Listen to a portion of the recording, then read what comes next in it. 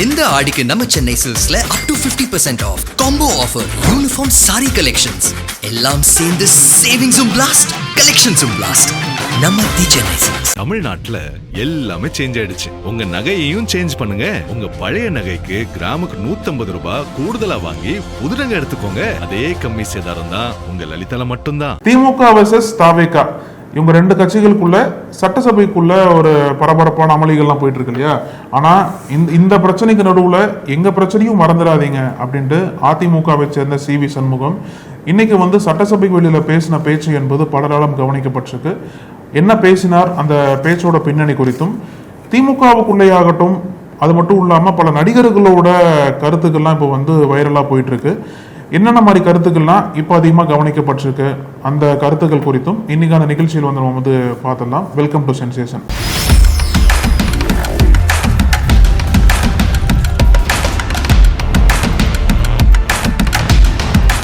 வணக்கம் அழகு. வணக்கம் பிருத்திவி. இதில் நீங்கள் சொன்னீங்க இல்லையா, இன்றைக்கி சட்டசபைக்குள்ளே பெரிய அளவில் விவாதங்கள் போனாலும் இரண்டு தரப்புலையும் நகைச்சுவையான விவாதங்களும் பரிமாறிக்கொள்ளப்பட்டுச்சு. சபாநாயகர் பாடலாம் செஞ்சார். அது நிறைய இப்போ லைவாக இருக்கிறதுனால அது மக்கள் முழுக்க பார்க்குறாங்க. நம்ம அதை கடந்து சில அரசியல் விஷயங்கள் பேசலாம் அப்படின்னு இன்னைக்கு முடிவெடுத்திருக்கோம். அதில் முதலாவதாக இன்னைக்கு என்ன பார்க்க வேணும்னா, வேலுமணி மிஸ்ஸஸ் பொள்ளாச்சி ஜெயராமன், அப்புறம் CV சண்முகம் மிஸ்ஸஸ் எடப்பாடி பழனிசாமி.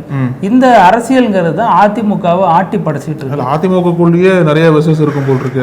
காங்கிரஸ்ல இருக்கிற மாதிரியே அதிமுக வந்துருச்சு. காலங்காலமா வெசஸ் இருக்கிறது அதிமுக. அதான் இன்னொரு தேமுதிகவும் மாறுதா, இன்னொரு காங்கிரஸா மாறுதா அதிமுக அப்படிங்கிற கவலைகள் அந்த கட்சி தொண்டர்கள் மத்தியில எழுந்திருக்கு. இந்த வெசஸ் கோஷ்டி மோதல் எல்லா கட்சியிலும் இருக்கும். ஆனா காங்கிரஸ் கட்சி அளவுக்கு வெளிப்படையா நடக்காது. அதே மாதிரி காட்சிகள்லாம் அதிமுக நடக்கிறது பார்க்கும் போதுதான் இந்த ஒரு காம்பினேஷன், இந்த ஒரு கம்பேரிசன் தவிர்க்க முடியல. அதிமுக உள்ள இவ்வளவு பெரிய கலைபரங்கள் நடந்துட்டு இருக்கு. எடப்பாடி பழனிசாமி MRK பன்னீர்செல்வத்துக்கு நோட்ஸ் கொடுத்துட்டு இருக்காரு. இப்படி பேசுங்க, பக்கத்துல உட்கார்ந்துருக்காரு, ரொம்ப சிரிச்சுக்கிட்டு ஜாலியா, என்னாலதான் பேச முடியல, நீங்களா பேசுங்க அப்படின்ற. அது சபையில கலகலப்பா இருக்காங்க. அரசியல் தலைவர்கள் பெரும் ஆளுமைகளா கடந்த காலங்கள் இருந்தவங்க இப்போ ஒரு நார்மல் உறுப்பினராக இருந்தாலும் அந்த சூழல் எப்படி கையாளுறாங்க அப்படிங்கிறது ஒரு பாசிட்டிவ் வெர்ஷன் அதில் இருக்கு. இருந்தாலும் நம்ம கட்சி ரீதியாக அரசியல் ரீதியாக நெருக்கி பார்க்கிறப்ப கட்சிக்குள்ள என்ன நடக்குது அப்படிங்கிற பெரிய சந்தேகங்களும் கேள்விகளும் எழுது. சில தினங்களுக்கு முன்னாடி அமித்ஷா திருவண்ணாமலைக்கு வந்த பொழுது எடப்பாடி பழனிசாமி சந்திச்சிருந்தாரு. அப்போ அமித்ஷாவோட கிரீன் சிக்னல் கிடைச்சிருச்சு எடப்பாடிக்கு. ஏன்னா எடப்பாடியை அமித்ஷா சந்திச்சிட்டாரு, அப்போ வேற ஏதோ விஷயங்கள் இருக்கும் அப்படின்லாம் சொல்லப்பட்ட நேரத்தில் எடப்பாடிக்கு எதிரான தாக்குதல் மேலும் தீவிரமடைஞ்சிருக்கு அதிமுக உள்ள. எடப்பாடியின் ஆதரவாளரான பொள்ளாச்சி ஜெயராமன் இருக்கார் இல்லையா, அவரை கண்டிக்கும் விதமாக இப்போ தொண்டாமுத்தூர்ல ஒரு மீட்டிங் போட்டாரு. அதிமுகவினுடைய என்ன பொறுப்புல இருக்காருங்கிறது தெரிய மாட்டேங்குது. ஏன்னா மாவட்ட செயலாளர் கிடையாது, அதை அவர் ஏத்துக்க மாட்டேங்கிறாரு. அந்த பொறுப்பு எனக்கு வேண்டாம், நீங்களே வச்சுங்க அப்படிங்கிறாரு. ஆனா மாவட்ட செயலாளராக புதிதாக எடப்பாடி பழனிசாமி தரப்பால போடப்பட்டிருக்கு இல்லையா, அவருடைய கோவை மாவட்டத்துல ஒரு மாவட்ட செயலாளர் போட்டிருக்காங்க, வேலுச்சாமி, சேம வேலுச்சாமி. நம்ம பேர்லாம் தேடி தான் பார்க்க வேண்டியது. வேலுச்சாமிக்கும் வேலுமணிக்கும் 7ஆம் பொருத்தமா இருந்தது. இப்ப அப்படி கிடையாது. ஏன்னா அவங்க ரொம்ப நெருங்கிய நண்பர்களா மாறிட்டதா அவர் சொல்றாரு. எங்களுக்கு அண்ணன் மேல ஒன்றும் கோவம் இல்லை, தலைமையோட தான் மோதல் இருக்கு அப்படின்னு சொல்லிட்டு சில விஷயங்கள் சொல்றாரு. அதுல பொள்ளாச்சி ஜெயராமன் தவறான சில வேலைகள் பார்க்கிறாரு அப்படிங்கிறாரு. இது என்ன வேலைகள்னு சொல்லாம, இதுதான் தாவே காட்சியோட ஸ்டைலா, அவங்கள ஆதரிச்சு வாக்கெல்லாம் போட்டாங்க, அதனால அவங்களோட ஸ்டைல் உங்களுக்கு ஒட்டிக்குச்சான்னு தெரியல. ஏன்னா அவங்க தான் டேஷ்ன்னு சொல்லிட்டு போயிடுவாங்க, நம்ம ஏதாச்சும் வந்து யோசிச்சு ஃபில்லப் பண்ண வேண்டியதா இருக்கும். அதுல எது வேணாலும் வைரமுத்து கவிதைகள் கூட ஃபில்லப் பண்ணி வச்சுக்கலாம். ஸோ அந்த டேஷுக்கு அவ்வளவு அர்த்தங்கள் உலகம் முழுக்க இருக்கும். ஆனா இந்த விஷயத்தை பொறுத்த வரைக்கும் அவர் சில வேலைகள் பாக்குறாரு. முதல்ல அவர் என்ன வேலைகள் பாக்குறாரு அப்படின்னா, அவர் என்ன வேலை பாக்குறாரு அதை முதல்ல சொல்லுங்க. ஏன்னா அடிச்சு கட்டாலும் சொல்ல மாட்டாங்கிற மாதிரி ஏதாச்சும் சொல்லிட்டு போயிடுறாங்க. அதுக்கடுத்து ஒரு வரியை போடுறாரு. அவருடைய பையன் ஒரு பிரச்சனையில சிக்கினப்ப கிட்டத்தட்ட 25,000 பெண்களை திரட்டி நாங்க போராட்டத்தில் ஈடுபட்டோம் அப்படிங்கிறாரு. அவர் பையன் என்ன பிரச்சனையில சிக்கினாருங்கிறது எல்லாருக்கும் தெரியும், பொள்ளாச்சி வழக்கு. ஆமா, என்ன அவர் சொல்றாரு, பொள்ளாச்சி வழக்குல மகனோட தொடர்புபடுத்தி பேசக்கூடாது, நீதிமன்றம் வரைக்கும் போயிட்டு அவரு இந்த விஷயங்களை பேசிட்டு இருந்தார். ஆனாலும் இன்னைக்கு அவர் கூடவே அந்த காலகட்டங்களில் உறுதுணையா உதவியா இருந்த வேலுமணி இன்னைக்கு அந்த குரலை எழுப்புறாரு. வேலுமணி இப்படி ஒரு குரலை பொதுவெளியில அவருக்கு எதிராக எழுப்புறாரு. அப்போ இரண்டு தரப்புலையும் ஒரு பிரச்சனை இருக்கு. அப்போ அது இன்னும் உற்சவத்துக்கு போய் சொல்றாரு, பொள்ளாச்சி ஜெயராமன் வீட்டுக்கு போனப்ப என்ன மரியாதை நம்ம கொடுத்தாங்க, நாகரிகமா நடந்துக்கிட்டாங்களான்னு கேள்வி எழுப்புறாரு. அது என்ன சம்பவம் அப்படின்னு நம்ம பேசியிருந்தோம் இல்லையா. பொள்ளாச்சி ஜெயராமனுடைய தாயார் மறைவுக்கு போன பொழுது எஸ்பி வேலுமணி ஒரு துரோகி அப்படின்னு இருந்த தொண்டர் ஒருத்தர் சொன்னார். அது வந்து ஒரு மனசுல எவ்வளவு ஆழமா தச்சிருச்சு. அப்ப அவரு அதுக்கு சம்பந்தப்பட்டிருக்காரு நினைக்கிறாரா? யாராவது துக்கத்து வீட்டுல அரசியல் பண்ணுவாங்களா அல்லது அந்த அரசியல் அவர் செஞ்சதாக அவர் நம்புகிறாரா அப்படிங்கறதெல்லாம் அரசியல் கேள்விகளா இருக்கு. எது எப்படியோ அது வந்து எடப்பாடியை டைரக்டா அட்டாக் பண்றது. இப்போ அவர் என்ன சொல்றாரு, என்னைக்குமே அதிமுக தான், அதிமுக தலைமை மீது தான் எங்களுக்கு வருத்தம், நாங்க பல விஷயங்கள் எடப்பாடி பழனிசாமி கிட்ட சொன்னோம், மீட்டிங் போடுறேன் அப்படி இப்படி எல்லாம் சொன்னாரு, ஆனா அவர் ஏற்றுக்கொள்ளல அப்படிங்கிறது எஸ்பி வேலுமணியோட வாதம்.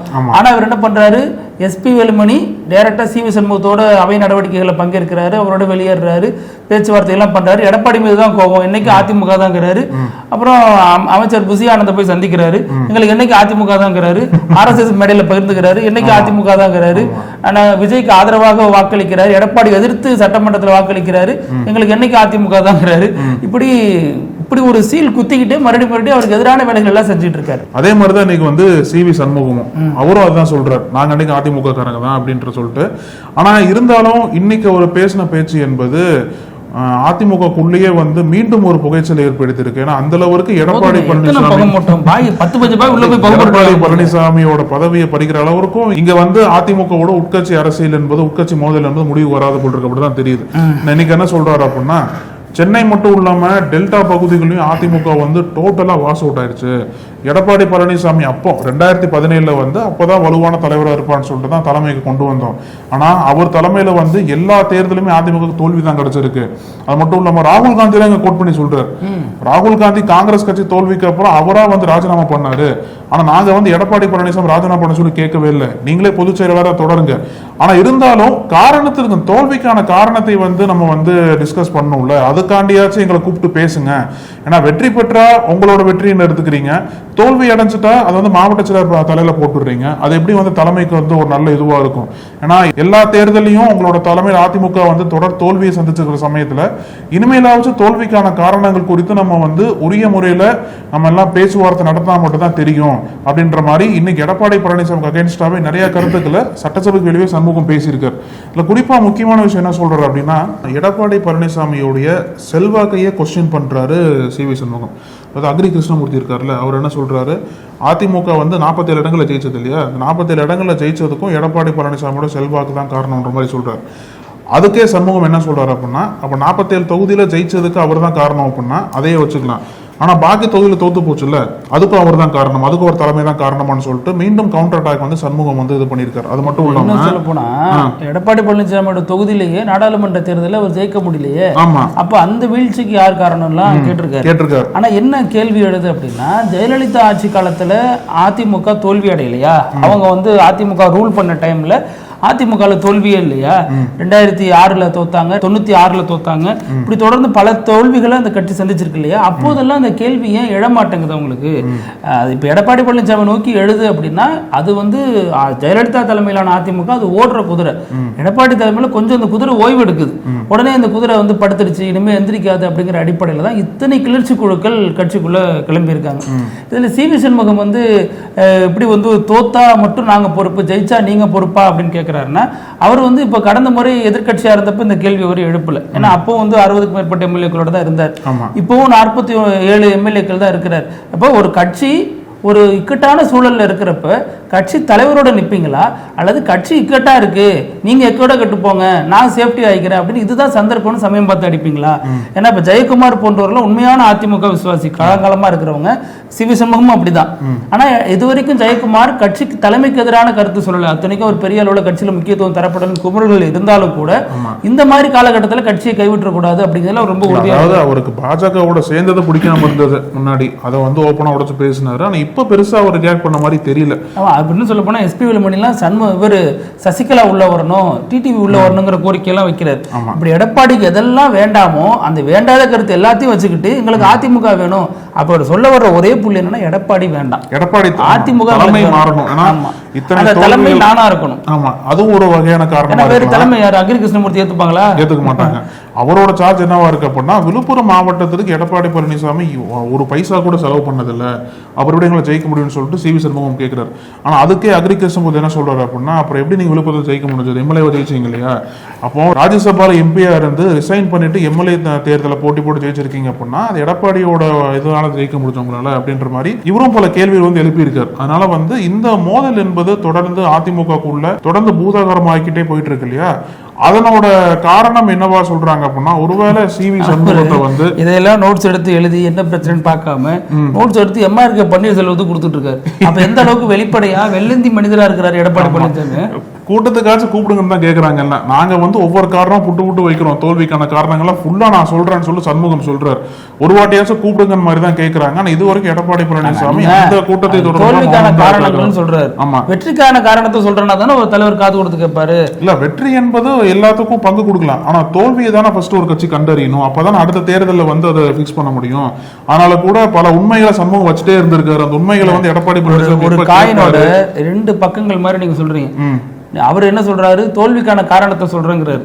இப்ப வெற்றிக்கான காரணம்னாலும் அதானே சொல்ல போறீங்க. இதெல்லாம் இல்லாம இருந்தா ஜெயிச்சிருவோம் அப்படிங்கிறது வெற்றிக்கான காரணம். இதெல்லாம் இருந்ததுனாலதான் தோத்தோம் அப்படிங்கிறது தோல்விக்கான காரணம். அப்ப தோல்விக்கான காரணத்தை அழுத்தி சொல்றது மூலமா உங்களோட தலைமையை நான் சேலஞ்ச் பண்றேன். வெற்றிக்கான காரணம் அப்படின்னா நம்ம 2 பேரும் சேர்ந்து பணியாற்றலாம், இன்னும் கடுமையா உழைக்கலாம், இன்னும் நம்ம ஸ்ட்ராட்டஜியை மாத்தலாம், எப்படியோ ஒரு வழி நம்ம கண்டடைஞ்சு வெற்றி பெறலாம் அப்படின்னு சொல்றது வெற்றிக்கான வழி. ரொம்ப காலமாகவே சிவி சண்முகம், எஸ்பி வேலுமணிக்கு எடப்பாடி மீது ஒரு அதிருப்தி இருந்துச்சு. இப்ப நானும் நீங்களும் ஒன்னா இருக்கோம், நாளைக்கு நீங்க சிஎம் ஆயிட்டீங்கன்னா ஒரு காண்டு வரும்ல, எனக்கு என்னதான் பெருந்தன்மையா இருந்தாலும் ஒரு கடுப்பு வரும் இல்லையா? அதுதான் அவங்களுக்கு உண்டான அந்த கடுப்புங்கிறாங்க. ஏற்கனவே சிஎம்ல பல பேர் போட்டி போட்டுட்டு இருக்காங்க. எல்லாரும் போட்டி போறப்ப நம்மளும் போட்டி போடலாம்ல. ஏன்னா இப்போ ஒரு நடிகர் சிஎம் ஆனதுதான் மற்ற நடிகர்களால தாங்கிக் கொள்ள முடியல. நீங்க பாத்தீங்கன்னா இப்ப சமீபத்துல நடிகர் சரத்குமார் இருக்கார் இல்லையா, அவர் வந்து தனது கட்சி தொண்டர்களுக்கு ஒரு கட்டளை இடுறாரு. கட்டளை இல்ல, உங்க விருப்பங்கிறாரு. ஆனாலும் ஒரு தலைவர் சொல்றது, மறைமுகமா சொல்றது அதான் அர்த்தம். அவரே சொல்றாரு, கட்சி சமீபத்தில் ஒரு மீட்டிங் போட்டாரு. அந்த மீட்டிங்ல அவர் எங்க கட்சி வச்சிருக்காருன்னே தெரியலங்க. அதிமுக பாஜக இணைச்சிட்டாரு. பாஜக அவங்களோட சப்போர்ட்டர்ஸ் இருப்பாங்கல்ல. இப்ப பாஜகவுல சமத்துவ மக்கள் கழக அணின்னு ஒரு அணி தான் இயக்கிட்டு இருக்காரு. ஏன்னா ஒரு சப்போர்ட்டர் அப்படியே குரூப்பா இருக்காங்க. இவர் எங்க போனாலும் பிரியாணி போடுறாரு, அவங்களுக்கு அழைச்சி வச்சு பர்த்டேனா பெரிய பார்ட்டி பண்றாரு. எல்லாம் பண்ணிட்டு இவர் அந்த மீட்டிங்ல என்ன சொல்றாரு அப்படின்னா, நாட்டாமை குடும்பம்னு கையில பச்சை குத்திங்க, சமத்துவ மக்கள் கழகம்னா ஒரு லாஜிக் இருக்கு, அல்லது காமராஜர் பேரை பச்சை குத்திங்கன்னா அவர் ஒரு லாஜிக் இருக்கு. ஏன்னா காமராஜருக்காக மணிமண்டபம் எல்லாம் கட்டி அதெல்லாம் சர்ச்சையில இருக்கு. அவரோட பேர் குத்திக்கலாம். ஆமா, அவரோட பேர் குத்தினா லாஜிக் இருக்கு. அப்படி எதுவுமே இல்லாம ஒரு நாட்டாமை படத்தோட ஏதோ நாட்டாமை குடும்பம் குத்தி அவர் என்ன பண்ண போறாரு அப்படிங்கிறது ஒரு கேள்வி. 2வது, தொண்டர்கள் இப்ப குத்த ஆரம்பிச்சிட்டாங்க. அவரை ஃபாலோ பண்ணக்கூடிய தொண்டர்களும் சில ரசிகர்களும் குத்த ஆரம்பிச்சிட்டாங்க. என்ன காரணம் அப்படின்னா, சினிமா ஷூட்டிங் இருக்குன்னு சொல்லியிருக்காரு போல் இருக்கு. ஓகே நல்ல ஐஏஎஸ் ஐபிஎஸ் படிக்கிறேன் அதனால குத்தாம இருக்குன்னு சொல்லாம விட்டாரு. இதுல நீங்க எம்ஜிஆர் காலத்துல இதே மாதிரி ஒரு சம்பவம் நடந்துச்சு. எம்ஜிஆர் இதே மாதிரி தொண்டர்களுக்கு வந்து கட்சி கொடிய பச்சை குத்திங்கன்னு ஒரு அழைப்பு கொடுத்தாரு. அப்போ பல தொண்டர்கள் பச்சை குத்தி இருந்தாங்க. அப்போ ஒரு எதிர்ப்பு எல்லாம் எழுந்துச்சு. இப்ப நம்ம ஹண்டே எல்லாம் இருக்காரு இல்லையா, அவர்லாம் எதிர்ப்பு குரல் எழுப்பி கடிதமே எழுதினார் எம்ஜிஆர்.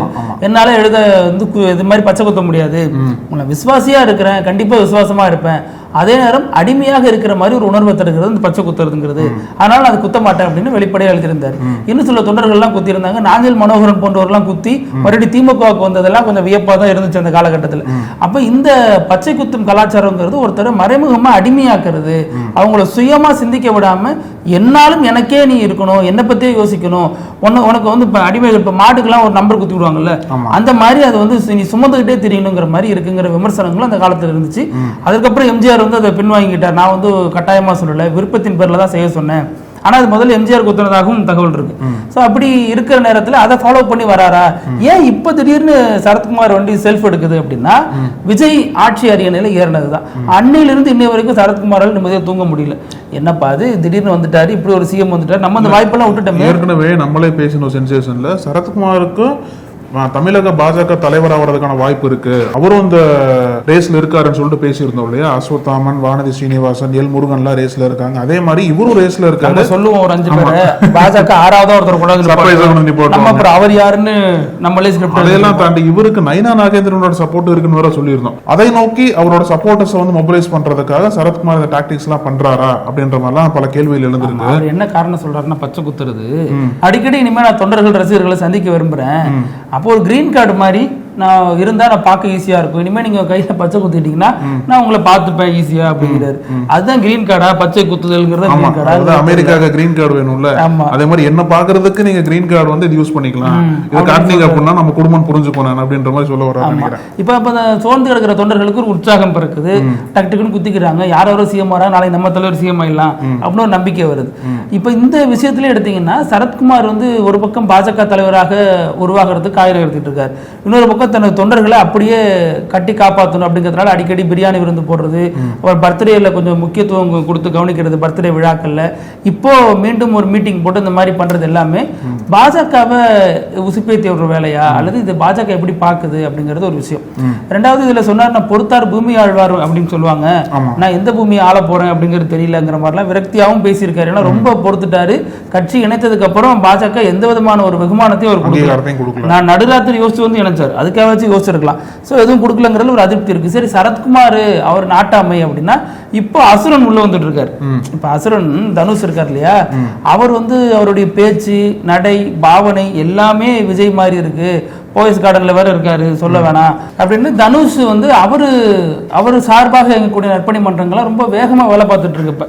இப்ப வந்து ஒவ்வொரு மாவட்டத்துக்கும் 5 வருஷம் தான் அடுத்த தேர்தலுக்கு, அதுக்குள்ள ஆட்சி பிடிக்கணும்ல. ஆனா இவங்க எல்லாமே சட்டமன்ற தேர்தல் டார்கெட், அண்ணாமலையா இருக்கலாம், தனுஷா இருக்கலாம், எல்லாருமே.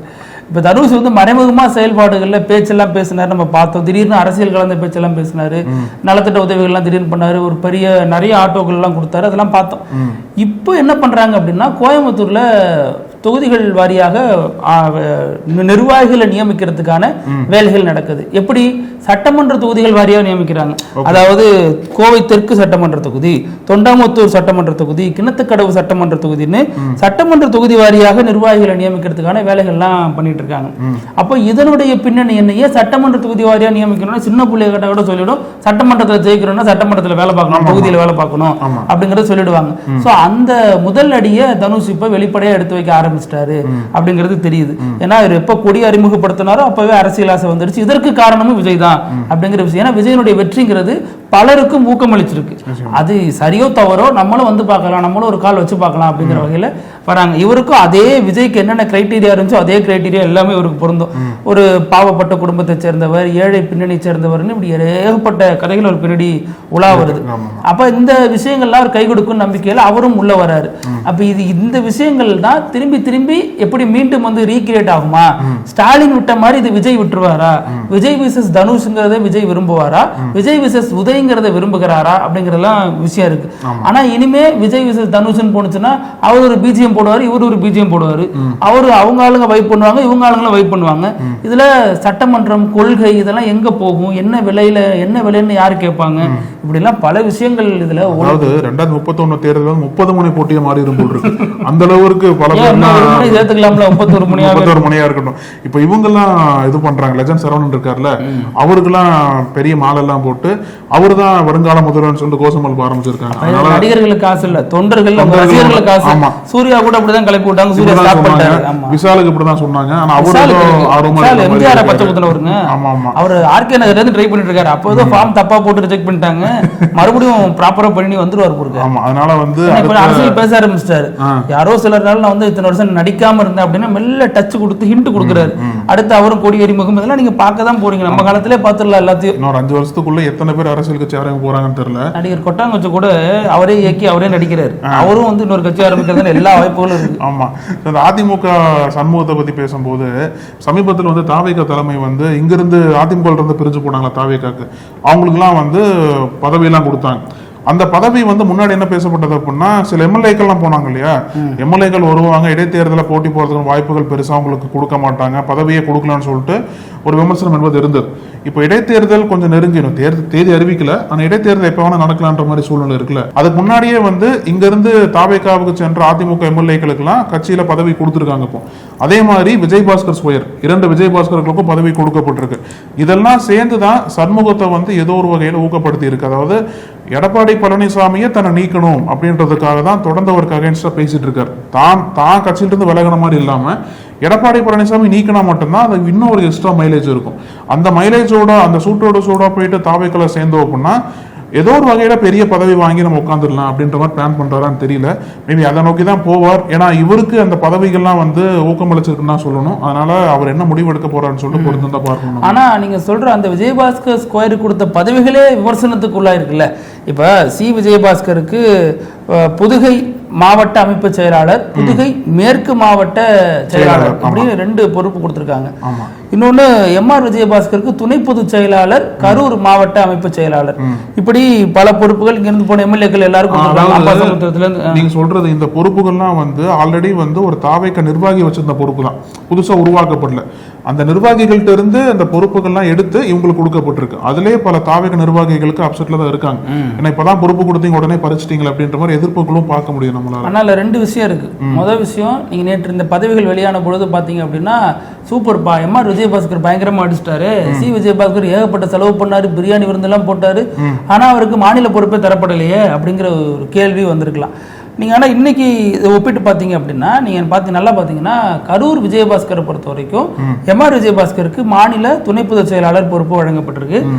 மாவட்டத்தினுடைய அமைப்பு செயலாளர். இது 2மே பெரிய அளவுல பவர் இல்லாத அலங்கார பதவிகள் தான் பார்க்க முடியும். ஏன்னா மாவட்ட செயலாளருக்கு தான் பொறுப்பு அதிகம், பொதுச் செயலாளருக்கு தான் பொறுப்பு அதிகம். இவங்களால பெரிய அளவிலான முடிவுகள் எடுக்க முடியாது. ஏன்னா அவர் பெரிய அளவுல முதலீடு போடல அப்படிங்கிறது ஒரு விஷயம்.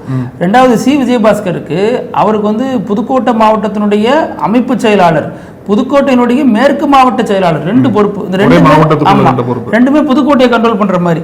ஆனா இதுல மேற்கு மாவட்ட செயலாளர் இருக்கு இல்லையா, அது கட்சி பதவி, அது வந்து ரொம்ப முக்கியமான பதவி இல்லையா அந்த மாவட்டத்துக்கு அவர். ஆனா மொத்தத்தையும் அவரால் கண்ட்ரோல் பண்ண முடியலனாலும் ஒரு பகுதியை பிரிச்சு அமைச்சர் பர்வேஸ் கிட்ட இருந்து வாங்கிட்டாரு. இது அமைச்சருடைய டெக்னிக் அப்படிங்கிறாங்க. ஏன்னா ஏன் ஏரியாவுக்கு வந்துடாதீங்க, உங்க ஏரியாவில் நீங்க இருந்துங்க அப்படிங்கறது அவருடைய டெக்னிக்கா இருக்கு. அப்ப அந்த வகையில இதை பார்க்க வேண்டியதா இருக்கு. ஆனாலும் பதவி கொடுத்தாலும் பெரிய அளவிலான பதவிகள் தரப்படல, சும்மா டம்மி போஸ்டிங், அலங்கார பதவி தான் கொடுக்குறாங்க.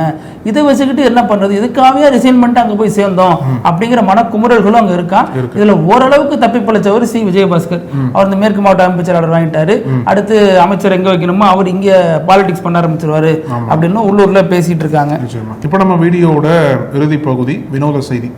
அதாவது பிருத்திவி, இந்த காலகட்டத்தில் வந்து ஒரு வீடு வாங்குறதுக்கு, ஒரு வீடு கட்டுறதுக்கு எவ்வளவு செலவாகும், எவ்வளோ பேங்க்ல நம்ம வந்து லோனை களைய வேண்டி இருக்கு, எவ்வளோ இஎம்ஐ கட்டணும் மாதம் அதுலேயே வந்து எல்லாத்துக்கும் ஒரு பெரிய ஸ்ட்ரெஸ்ஸே வந்துடும்.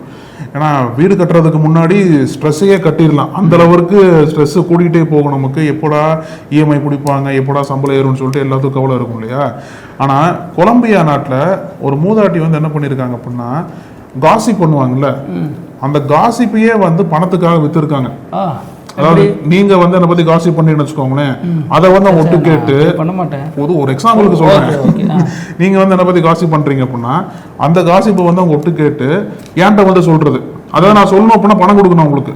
நல்லா இருக்கு. அதே மாதிரி காசிப்பு வந்து பணத்துக்காக வித்து வித்து வித்து அந்த பணத்தின் மூலமாக 2 வீடை கட்டிட்டாங்க. அப்பா, யாருக்காச்சும் அழகை பத்தி காசு போனா என்கிட்ட வாங்க, நான் ஜிபே QR கோட்லாம் கொடுக்குறேன். ஓகே. அது மட்டும் இல்லாம அந்த இல்லீகல் அஃபேர்ல இருப்பாங்கல்ல, கணவன் ஆகட்டும் மனைவி ஆகட்டும், அந்தந்த இல்லீகல் அஃபேர் இருக்கிறவங்கலாம் அவங்களோட ஆக்சுவல் பார்ட்னர்கிட்ட வந்து நான் உங்களுக்கு சொல்லாமல் இருக்கணும் அப்படின்னா பணம் கொடுங்க, இல்லைன்னா உங்களோட கணவர்கிட்ட போய் சொல்லிடுவேன் நீங்கள் வந்து மறைமுக தொடர்பு இருக்கீங்கன்னு சொல்லிட்டு அதெல்லாம் ஆதாரபூர்வமாக சேகரித்து வச்சு எல்லாத்திட்டையும் பணம் வாங்கிட்டு இருந்திருக்காங்க. அவங்க காசி பற்றி பேசுறதும் பணமாக்குறாங்க.